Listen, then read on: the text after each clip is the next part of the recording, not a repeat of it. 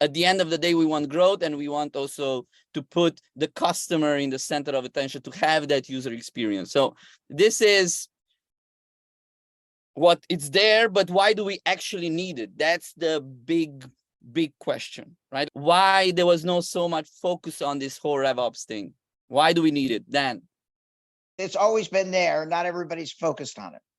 The reason we chose to focus at HubSpot on RevOps is because we hit what we call a bottleneck in the United States.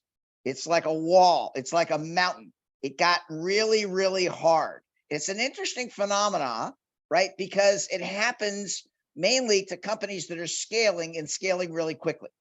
So for those of the entrepreneurs in the audience that have scaled companies, right, it sounds a little weird, but sometimes a lot of growth is as bad as no growth, right? Sometimes growing very, very quickly doesn't provide that intentional, scalable growth that allows you to manage that customer relationship, right? And sustainable growth, controllable growth becomes more important, right? Because so now we have to make sure that we're thinking a couple of years ahead, right? And we're understanding that all great companies, right, hit this kind of inflection point where they need a little bit more a knowledge and thoughtfulness about their technology, their processes, and their people. I love what Dan said. So, which is growth begets complexity.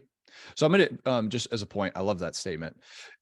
Here's why I think RevOps is so important today as compared to yesterday. It's compared why it is rising.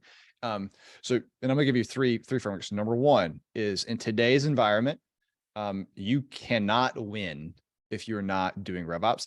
It's actually the playing field in which all companies compete, and it is the greatest indicator. Like when a PE company or a VC company is coming in and investing in a company, they're judging them. How are they collecting the data? How are they efficient and effective?